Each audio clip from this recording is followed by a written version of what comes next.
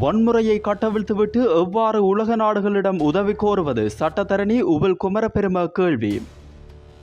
நாடாளுமன்றத்தில் பசிலுக்கு மீண்டும் வாய்ப்பு, மொட்டு கட்சி ஆராய்வு. எதிர்வரும் 15 நாட்களுக்குள் சர்வகட்சி அரசாங்கம், ஜனாதிபதி தீர்மானம். ரணில் தலைமையிலான அரசிற்கு ஆதரவு வழங்க தயார், சஜித் அறிவிப்பு.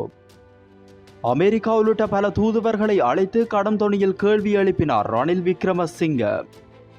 கோட்டாவை விடவும் ரணிலுக்கே மக்கள் சிறந்த பாடத்தை புகட்ட வேண்டும், மக்கள் விடுதலை முன்னணி வலியுறுத்தும். ஈவிரக்கமற்ற தாக்குதலை ராணுவம் நிறுத்த வேண்டும், சர்வதேச மன்னிப்பு சபை வேண்டுகோள். ஐக்கிய மக்கள் சக்தியில் சில நாடாளுமன்ற உறுப்பினர்கள் ரணிலுடன் இணையவுள்ளதாக அமைச்சர் தகவல்.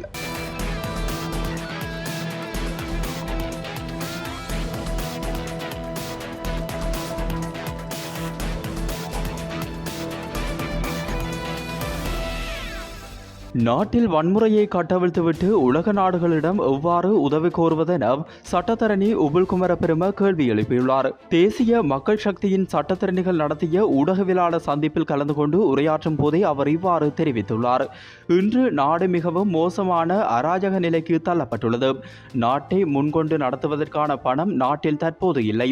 நாட்டை முன்கொண்டு செல்வதற்கான வெளிநாட்டு கடனை பெற்றுக்கொள்வதற்காகவே நாட்டின் ஆட்சியாளர்கள் இதுவரை முயற்சித்து வந்தனர்.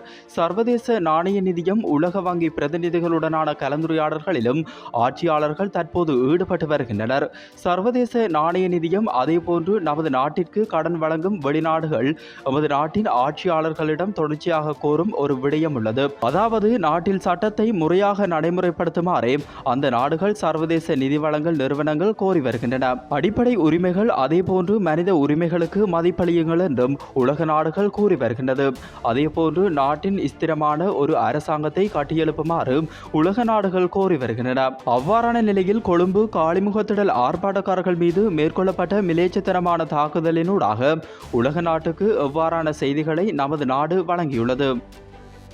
நாடாளுமன்ற உறுப்பினர் பதவியிலிருந்து தம்மிக்க பெரேரா விலகுவதற்கு தீர்மானித்துள்ள நிலையில் வெற்றிடமாகும் ஸ்ரீலங்கா பொதுஜன பெரமுனவின் தேசிய பட்டியல் ஆசனத்திற்கு யாரை நியமிப்பது என்று அந்த கட்சி ஆராய்ந்து வருகின்றது. எனவே குறித்த ஆசனத்திற்கு பசில் ராஜபக்ஷவையே மீண்டும் நியமிக்க முடியுமா என்றும் ஆராயப்பட்டுள்ளதாக தகவல்கள் வெளியாகியுள்ளன. தேசிய பட்டியல் நாடாளுமன்ற உறுப்பினராக பதவி வகித்த பசில் ராஜபக்ஷ மக்கள் போராட்டக்காரர்களால் பதவி விலகியதை தொடர்ந்து அந்த ஆசனத்திற்கு தம்மிக்க பெரேரா நியமிக்கப்பட்டிருந்தமையும் குறிப்பிடத்தக்கது.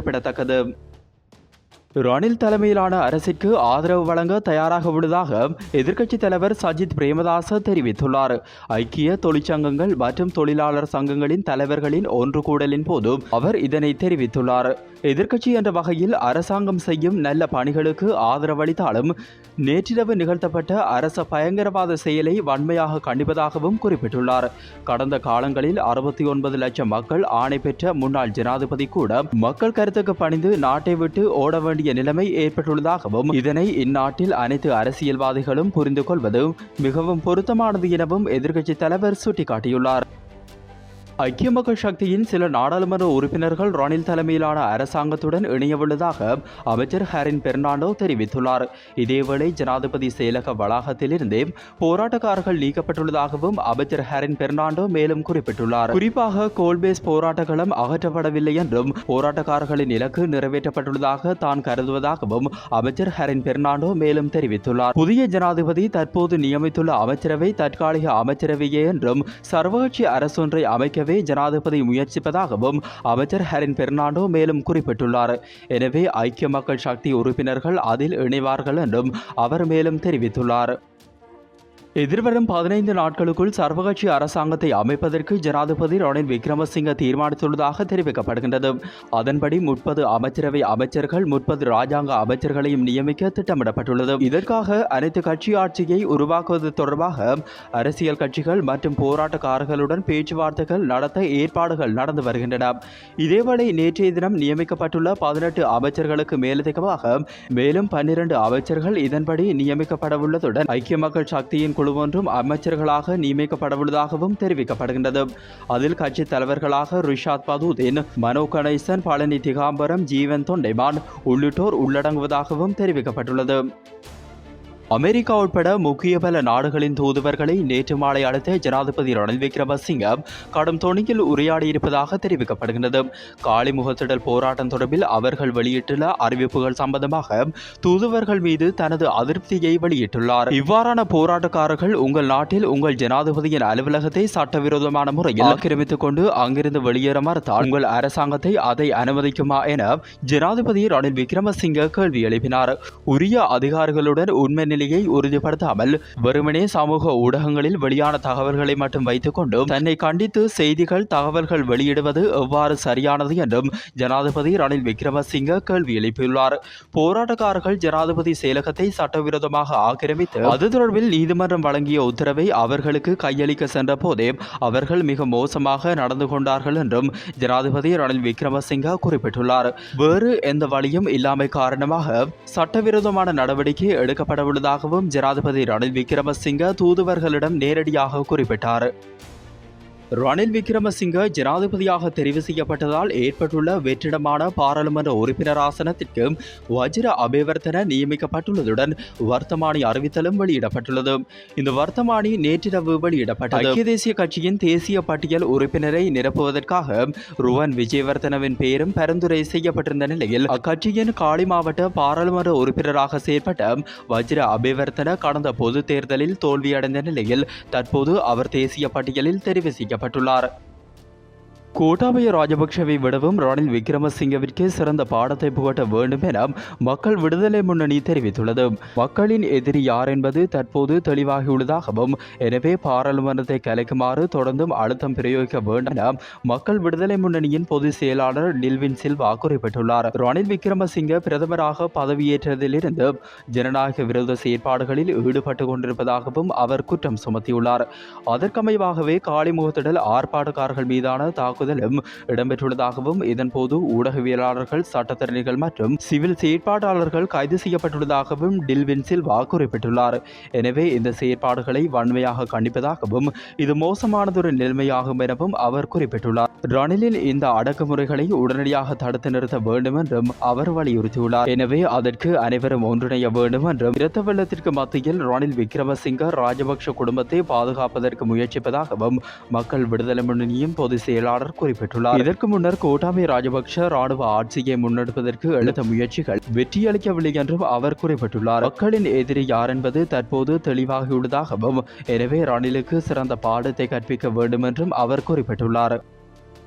இலங்கையின் புதிய அரசாங்கம் ஆர்ப்பாட்டக்காரர்கள் மீதான வெட்கக்கேடான மற்றும் ஈவிரக்கமற்ற தாக்குதலை நிறுத்த வேண்டும் என சர்வதேச மன்னிப்பு சபை வேண்டுகோள் விடுத்துள்ளது. கொழும்பில் உள்ள பகுதிகளில் இருந்து ஆர்ப்பாட்டக்காரர்கள் வெளியேறுவதற்கு சில மணி நேரத்திற்கு முன்பாக ஜனாதிபதி செயலகத்திற்கு முன்பாக உள்ள கோட்டா கோகம மீது இராணுவத்தினர் தாக்குதலை மேற்கொண்டுள்ளதை தொடர்ந்து சர்வதேச மன்னிப்பு சபை இந்த வேண்டுகோளை விடுத்துள்ளது. நேற்று நள்ளிரவுக்கு பின்னர் இராணுவத்தினர் போலீசார் விசேட அதிரடிப்படையினரிடந்து முன்னெடுத்த பாரிய நடவடிக்கை மூலம் கொழும்பில் ஏற்பட்டிருந்த அமைதியான ஆர்ப்பாட்ட பகுதிகளில் உறங்கிக் கொண்டிருந்த ஆர்ப்பாட்டக்காரர்களை வெளியேற்றினர். ஆர்ப்பாட்டக்காரர்கள் தாக்கப்பட்டுள்ளதுடன் அந்த பகுதி முடக்கப்பட்டிருந்தது. குறிப்பாக ஊடகங்கள், சட்டத்தரணிகள், சமூக செயற்பாட்டாளர்கள் அந்த பகுதிக்குள் நுழைவதற்கு அனுமதி மறுக்கப்பட்டுள்ளது.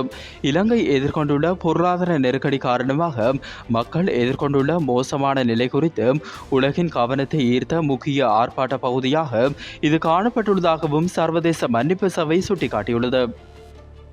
அமைதியான ஆர்ப்பாட்டங்களில் ஈடுபட்டவர்கள் மீதான தாக்குதல் என்பது சர்வதேச சட்டத்திற்கு முரணானது என ஐக்கிய நாடுகள் மனித உரிமை பேரவை குறிப்பிட்டுள்ளது.